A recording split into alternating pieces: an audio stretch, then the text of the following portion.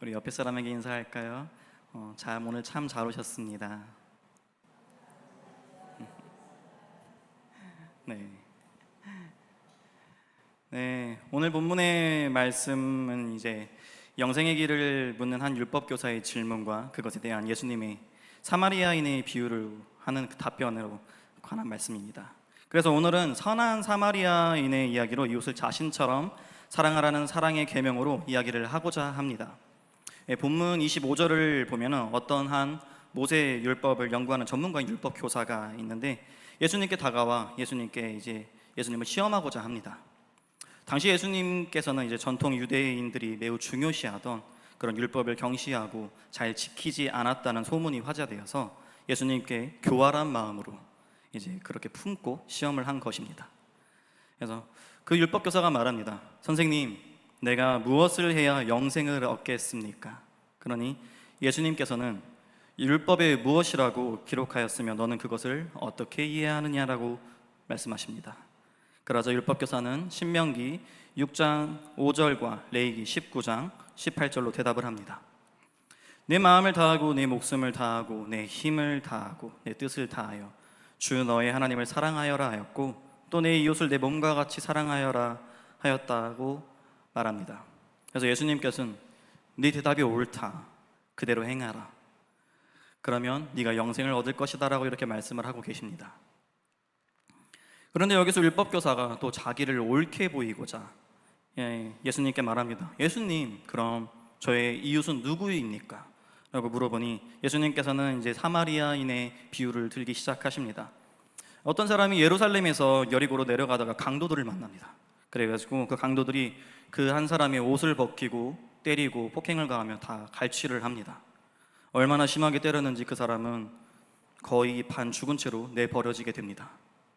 그런데 얼마나 다행인지 한 제사장이 그 길을 지나갑니다. 그래서 그 길을 내려가다 그 사람을 보았습니다. 근데 그 제사장이 그냥 그 길을 지나치는 것입니다. 그래서 그 사람은 되게 낙담하고 있는데 그 가운데 또 한 레위인이 지나갑니다. 그나마 다행이구나 싶었습니다. 레위인이 지나가는데 얼씨구, 레위인도 그냥 지나가 버리는 겁니다. 이들은 되게 유대교를 대표하는 성직자들이며 유대교가 줄 수 있는 최선의 것을 베풀 수 있는 그런 사람들이었습니다. 레위기 19장 18절 원수를 갚지 말며 동포를 원망하지 말며 내 이웃을 사랑하기를 내 자신과 같이 사랑하라, 나는 여호와이니라. 이들이야말로 이 말씀에 가장 그 명시된 사랑의 계명을 누구보다도 잘 지켜야 될 사람들이었습니다. 그러나 그들은 그러지 않았습니다. 오히려 한 사마리아인이 그 길을 지나가서 그 죽어가는 사람이 있는 곳에 이릅니다. 그리고 그를 보고 되게 측은한 마음을 느끼고 그를 불쌍히 여깁니다. 그가 죽기 직전까지 맞고 옷이 다 벗겨진 채로 있는 모습을 보고 불쌍히 여겼던 것입니다. 가까이 가서 그 상처에 올리브 기름과 포도주를 붓고 싸맨 다음에 자기 짐승에 태워서 여관으로 향했습니다. 그리고 그 여관 주인은 그를 보고 얼마나 참 당황했겠습니까? 이 당시 사마리아인들은 유대인들에 의해서 거의 사람 취급을 받지 못하는 그런 부류였습니다. 생각해보면 여관 주인이 되게 당황했을 겁니다. 사람 취급도 받지 못하는 그런 사마리아인과 그런 또 그 등 뒤에 엎여있는 피떡이 된 채로 옷이 벗겨진 채로 있는 사람이 등 뒤에 엎여왔으니 참 그 여관 주인이 자신의 여관에 들이기 싫었을 겁니다. 그런데도 그 사마리아인은 그 여관에 들여보내려고 무지 애썼을 것입니다. 자신의 돈을 더 주는 한이 있더라도 들여보내려고 했을 것입니다. 그리고 사마리아인은 그 다치진 사람을 지극정성 돌보기 시작합니다. 다음날 그는 일찍이 떠나야 했습니다. 그래서 시리아어 신의역 사변을 보면은 그날 새벽에 라고 이렇게 번역이 되어 있습니다. 제사장이나 레위인처럼 매우 바쁜 사람이었을 것을 암시하고 있는 것입니다. 그는 할 일이 없었기에 다친 자를 돌봐준 것이 아니라 무척 바쁜 사람이었습니다. 그래서 그는 2데나리온을 꺼내서 여관 주인에게 주고 말하기를 이 사람을 돌봐주십시오. 그리고 내가 돌아오는 길에 갚겠습니다. 이렇게 말을 합니다. 그렇게 사마리아인의 비유를 들고 예수님께서는 율법교사에게 묻습니다. 너는 이 세 사람 가운데에서 누가 강도 만난 사람에게 이웃이 되어주었다고 생각하느냐? 그러니 율법교사가 그에게 자비를 베푼 사람이었다고 말을 합니다. 예수님은 그래서 그렇다면 너도 가서 그렇게 행해라. 그렇게 말고 말씀을 마치십니다. 사마리아인의 비유를 통해서 우리는 많은 것을 알 수 있습니다. 첫 번째로 PPT 좀 혹시 넘겨주시겠습니까? 네, 자신을 희생해야 됩니다. 사랑은 대상의 외적 조건을 문제 삼지 않습니다. 사랑에는 물질적 희생이 따릅니다. 그리고 선한 사마리아인은 죽어가고 있는 사람을 위해서 포도주와 기름을 희생했고 상처를 싸매주기 위해 자신의 머리수건이나 배로 된 자신의 속옷을 찢었을 것입니다. 여관으로 데려가 2데나리온의 돈을 그렇게 지불했으며 그와 더불어 여관에서는 하루를 보내고 다음날 떠남으로써 시간적 희생과 함께 경제적 추가 부담을 부담했습니다. 누가가 이처럼 사마리아인의 이런 사랑의 행동에 대한 상세히 설명한 까닭은 말이나 이론이 아니라 사랑은 자신의 소유 그런 것들을 적절하게 사용하거나 희생을 통해서 나타남을 강조하고 있는 것입니다. 현재 되게 세상이 많이 좀 흉흉해졌죠. 이웃과 멀어지게 되며 남에게 베푸는 손길이 오히려 오해를 불러일으키기도 합니다. 이사 와서 우리가 떡을 돌리면 그거 안 먹겠다고 문전박대를 하기도 하고, 길에 쓰러진 사람을 지나가던 의사가 심폐소생술을 해서 살렸더니 갈비뼈가 부러졌다고, 성추행을 했다고 오히려 고소를 합니다. 한 어린 아이가, 이쁜 아이가 지나가면서 어른께 인사를 했더니 그래서 너 참 이쁘구나 라고 이렇게 말을 하니까 오히려 그 아이의 부모가 와서 왜 우리 아이에게 반말을 해요? 이렇게 하며 오히려 폭언을 쏟는 세상입니다. 지금 이처럼 지금은 우리가 많이 변했지만 20, 30년 전까지만 해도 우리는 옆집에 누가 사는지, 가족관계가 어떻게 되는지, 그 집 부모가 몇 시에 들어오는지, 밥은 잘 챙겨 먹는지 이렇게 모든 것을 다 알고 지냈던 시절이 있었습니다. 우리가 서로 가진 것이 없고 콩 한 쪽도 나누어 먹던 그런 시절이 있었습니다. 저녁에 밥 차릴 시간이 되면은 반찬도 나눠주고, 밥이 없으면 옆집에 가서 얻어오기도 하고, 옆집 아이가 혼자 있으면 집으로 초대해서 같이 식사를 하며 그런 별거 아닌 거에도 행복함을 느끼고 따뜻한 시절을 보냈던 여러분 모두에게 그런 추억이 있을 것입니다. 잠시 영상을 보실 텐데요, 짧은 영상인데 우리 드라마 응답하라 1988이 나오는 영상입니다. 한번 PPT 좀 넘겨주시겠습니까? 엄마나 아랫집 가서 밥 한 공기 얻어와. 이것 좀 갖다 주고. 정아이 왔나? 엄마가 이거 갖다 드리래요. 엄마가 그리고 밥 한 공기만 달라고. 내가 어제 오늘 늦게 들어온다 하더만 일찍 들어오시는갑네. 있어봐라 정아. 아줌마가 깍두기 좀 줄게. 엄마 갖다 드리라. 이거 아줌마가 주셨어요. 잠깐만. 아줌마, 엄마 카레 좀 드시래요. 엄마가 이거 갖다 드리래요. 아줌마 이것 좀 드시래요. 감사합니다. 아줌마.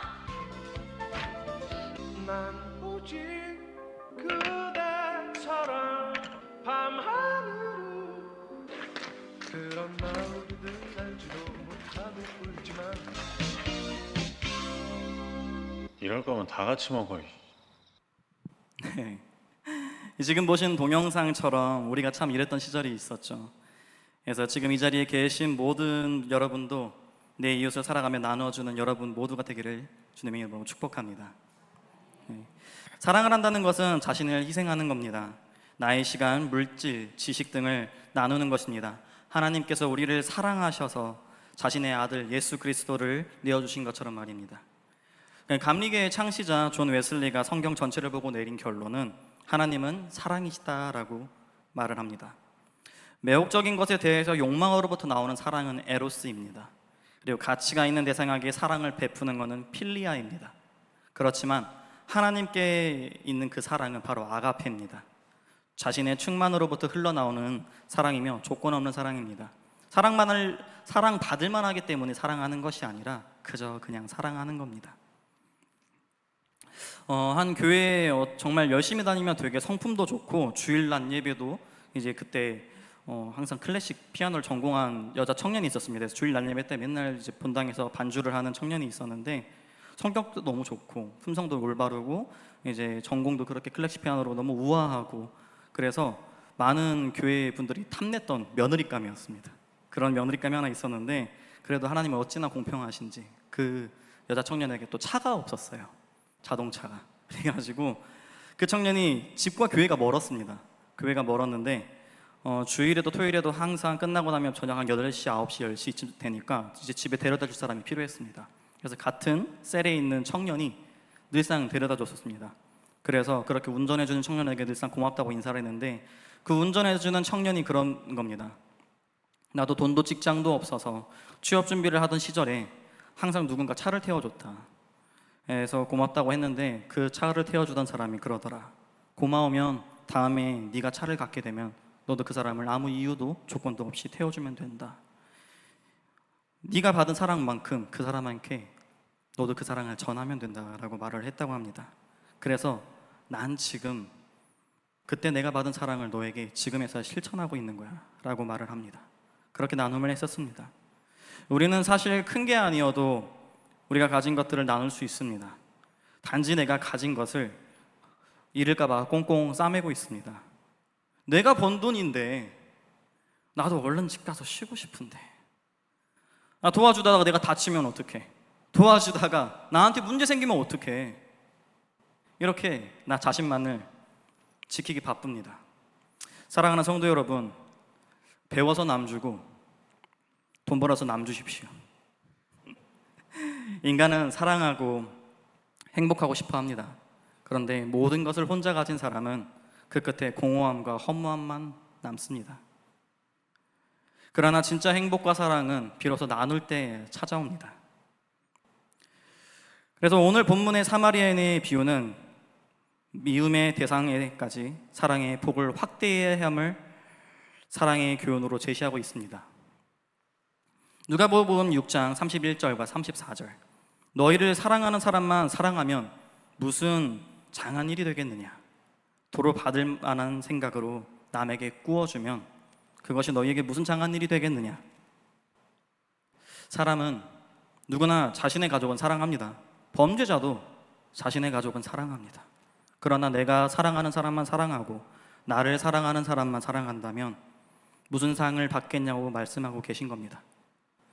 요즘 어린이집이나 초중고 교사분들이 매우 힘들어합니다. 어린아이들이 되게 가정교육을 잘못 받고 와서 사고를 치는 일이 있습니다. 아이들이 폭력과 욕설을 내뱉어서 타인에게 그런 가해를 가했는데 오히려 그 가해자 부모님들이 전화 와서 이럽니다. 애들이 그럴 수도 있죠. 왜 우리한테 뭐라 하세요? 이런 사태가 일어나고 있습니다.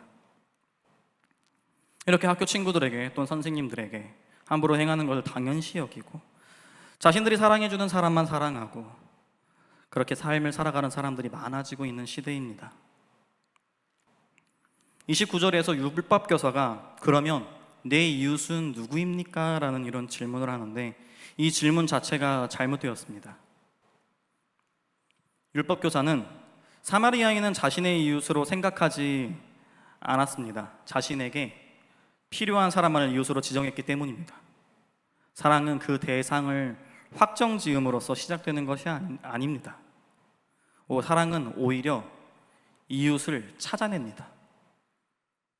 사랑의 계명을 준수하지 못하는 이유는 사랑의 대상을 분명히 알지 못하기 때문입니다. 이웃이 사랑을 만들어내는 것이 아니라 오히려 사랑이 이웃을 만들어냅니다. 예수님은 죄인된 우리를 어떻게 사랑하셨습니까? 죄인된 우리를 죽기까지 사랑하셨습니다. 나 때문에 채찍질 당하시고 나 때문에 가시면류관 쓰시고 나 때문에 십자가를 지시고 나 때문에 손가락질 받아가며 십자가에 달리셨습니다. 이보다 더 큰 사랑이 어디 있겠습니까? 남을 사랑하기에 앞서 우리가 이런 사랑을 알아야 됩니다. 주님께서 우리를 사랑하신 것처럼 우리도 그런 주님을 몸과 마음을 다해 사랑할 줄 알아야 됩니다. 그리고 내 이웃을 내 자신과 같이 사랑하는 것입니다. 나를 좋아해주고 나를 잘 따라주는 사람만 사랑하는 것이 아니라 여러분의 사랑으로 이웃을 만들기를 바랍니다.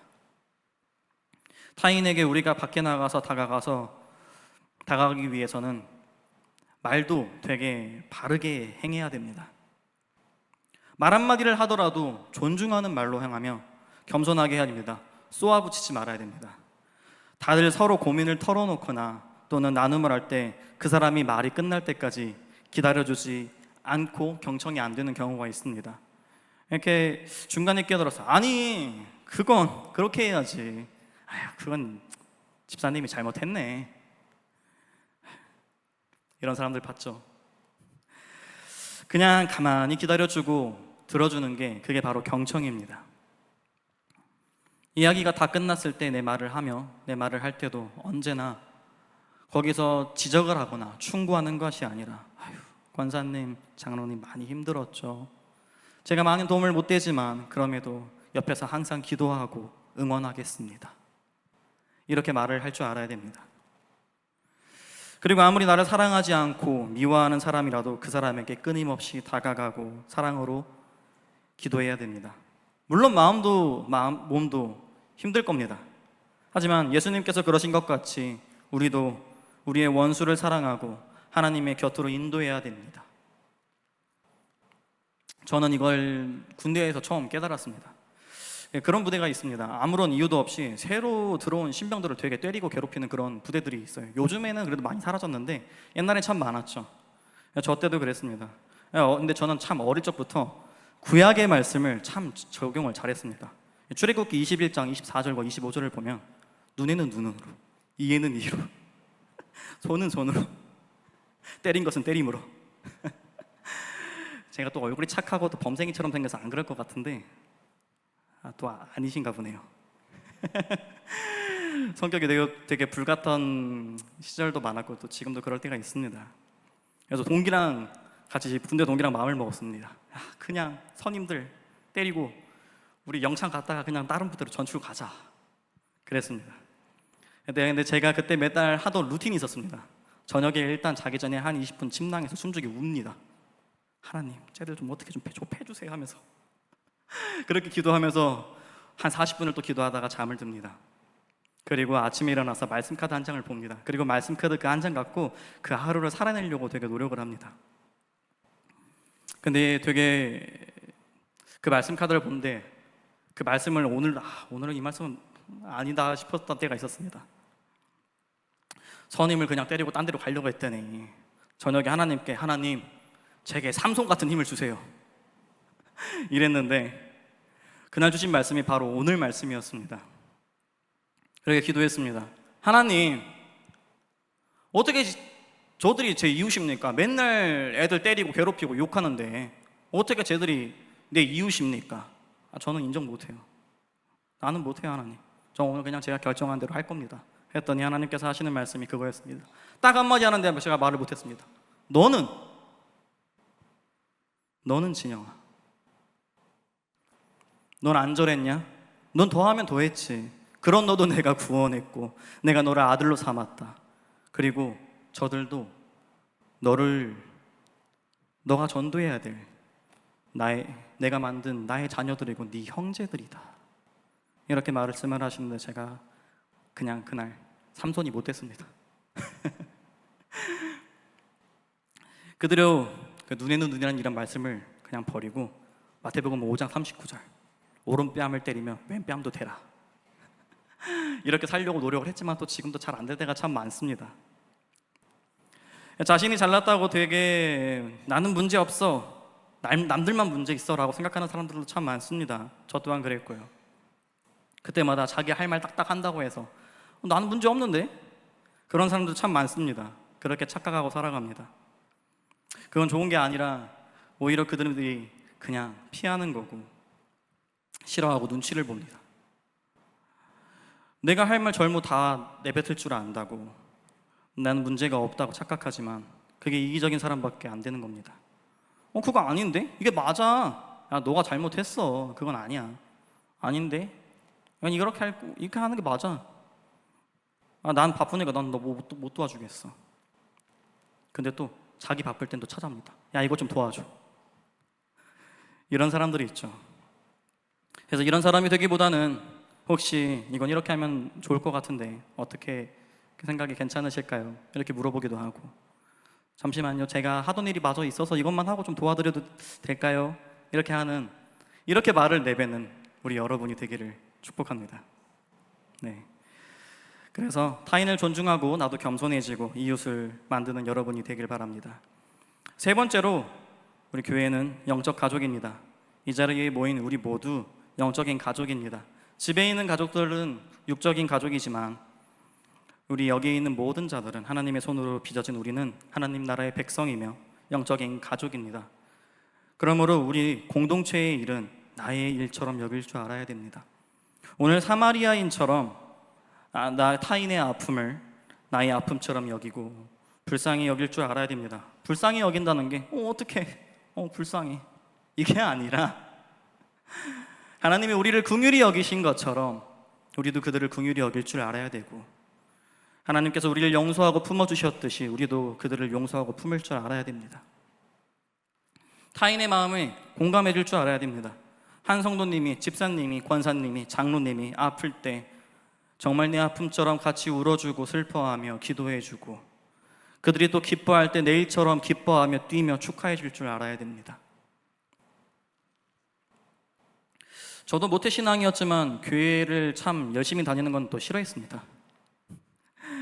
엄마한테 맞을까봐 맨날 주일 날 예배, 또 주일학교, 또 주일 저녁 예배, 수요 예배, 금요 예배, 새벽 예배를 어릴 때부터 다녔습니다.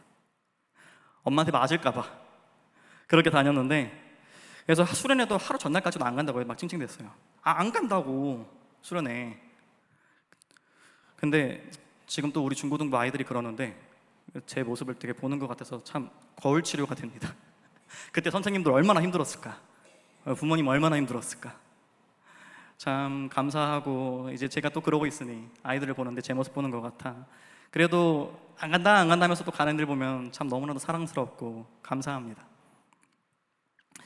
중학교 시절 또 우리 반을 맡으신 한 선생님이 있었습니다. 남자애들 반이었는데 밤마다 불러내가지고 아주 그냥 맨날 산에 올라가가지고 트럭에 태워가지고 밤에 또 야경 보러 가고 이야기하고 집에 초대해서 삼겹살 구워 먹고 또 TV로 영화 같이 보고 항상 그렇게 놀러 다니며 우리와 추억을 쌓아주던 선생님이 있었습니다. 교회 생활이 너무 즐겁고 행복했습니다. 그 기억이 커서도 남아서 교회 생활이 행복했구나 라는 기억을 남겼습니다.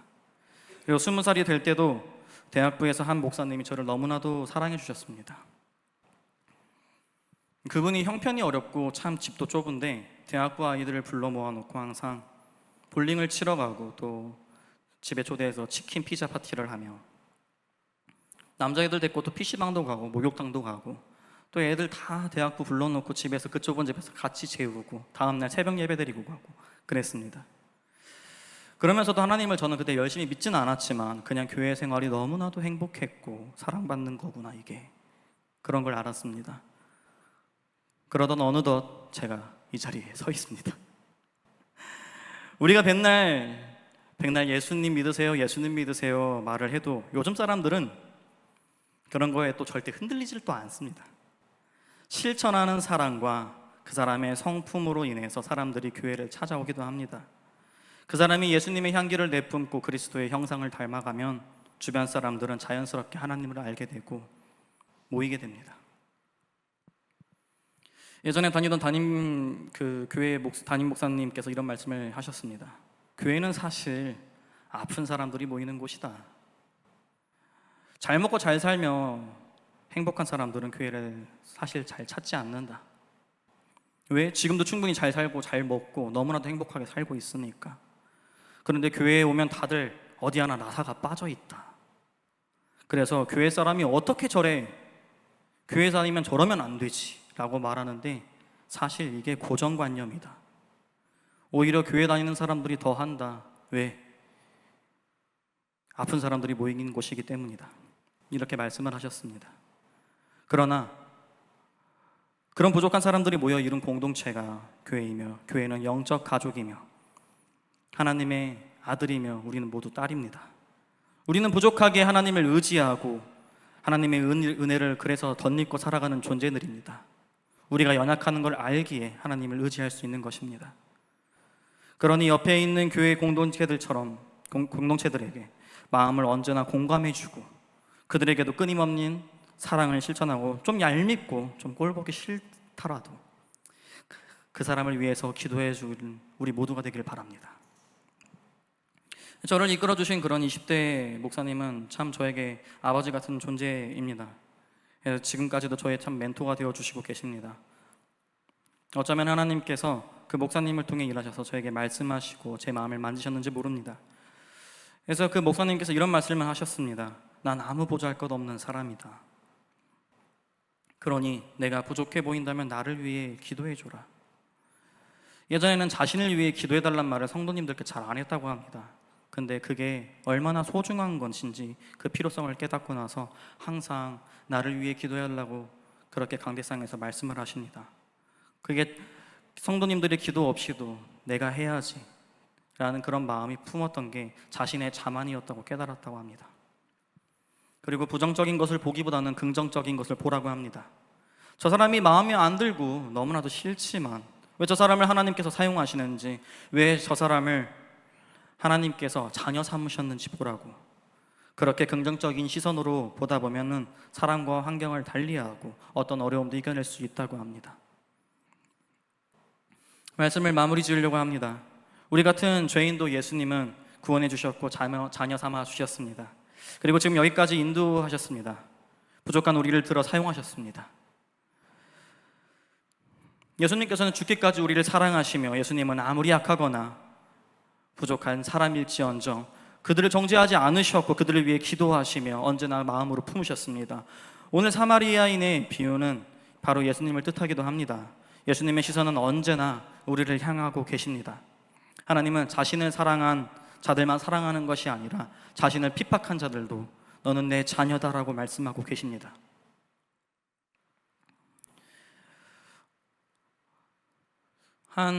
이제 다음 세대를 이렇게 목회하고 있는 목사님과도 대화를 해봤었습니다. 근데 그 목사님이 그런 말씀을 하십니다. 사역자끼리도 참 많이 경쟁을 한다.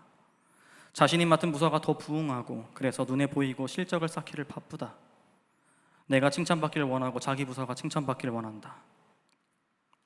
근데 이 목사님께서 그러십니다. 나도 솔직히 이 정도 짬 찼으면 내가 맘만 먹으면 언제든지 칭찬받을 수 있고 내가 언제든지 맘만 먹으면 박수 받을 수 있다. 그럼에도 내가 그렇게 하지 않는 것은 그게 알맹이가 없기 때문이라고 말씀하십니다. 내가 그렇게 하고 부서를 떠나거나 또는 이 부서를 떠난 사람들에게 나중에는 그런 알맹이 없는 사역으로 인해서 그 사람들이 하나님을 안다고 말할 수 있는 삶을 살아가지 못하기 때문이라고 합니다. 그래서 그 목사님은 느릴지라도 열매 맺는 사역을 해야 된다고 말했습니다. 지금 내가 맡고 있는 중등부가 그렇다. 열매가 안 맺히는 것처럼 보인다. 진짜 열매는 더디게 맺힌다. 지금 당장 변화되지 않더라도 훗날 성인이 돼서 행복한 교회 생활과 사랑이 기억에 남아 하나님을 기억하고 다시 하나님을 찾아 그 곁으로 돌아와 열매를 맺는 아이들을 본다. 나는 더디더라도 열매 맺는 사역을 하고 싶다라고 이렇게 말씀을 하셨습니다. 사랑하는 성도 여러분, 우리는 영적 가족입니다. 가족은 나만을 위해 살지 않습니다. 가족을 위해 살아갑니다. 나 하나 칭찬받자고 열매이 없는 삶을 살아가지 않습니다. 우리 교회 공동체를 위해, 이웃을 위해, 하나님을 위해 그렇게 살아갑니다. 친구가 없고 물질이 없고 자녀가 없고 부모가 없어도 우리는 영적 가족입니다. 같이 슬퍼하고 같이 기뻐하며 함께하는 가족입니다. 아멘이십니까?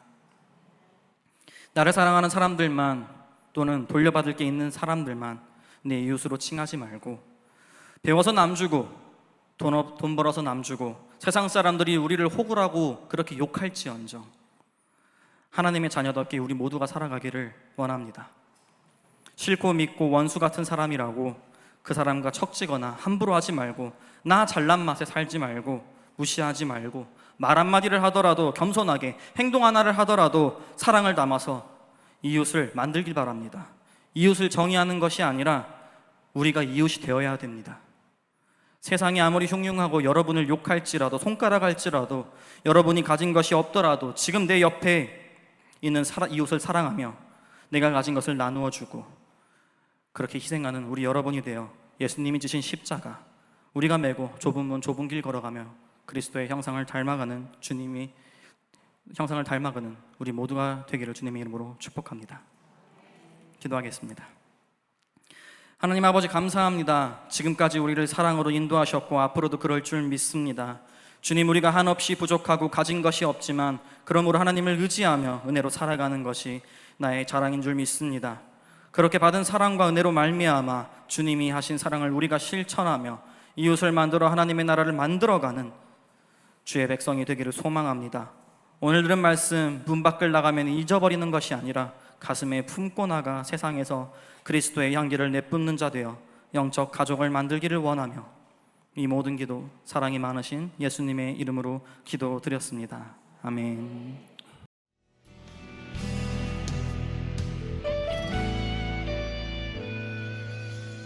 주님 말씀하시면 내가 나가리다.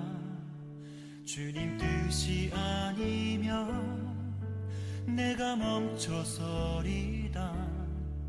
나의 가고 서는 것 주님 뜻에 있으니 오 주님 나를 이끄소서. 주님 말씀하시면 내가 나가리다. 주님 뜻이 아니면 내가 멈춰서리다. 나의 가고 서는 것 주님 뜻에 있으니 오 주님 나를 이끄소서. 뜻하신 그곳에 나 있기 원합니다. 이끄시는 대로 순종하며 살리니 연약한 내 영혼 통하여 일하소서. 주님 나라와 그 뜻을 위하여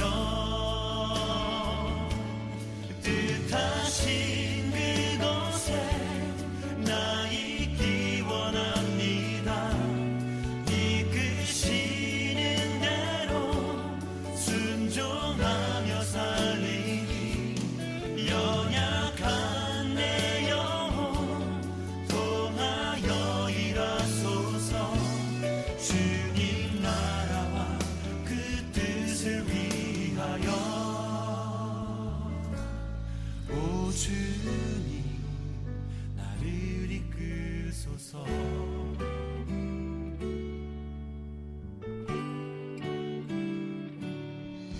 주님 말씀하시면 내가 나가리다. 주님 뜻이 아니면 내가 멈춰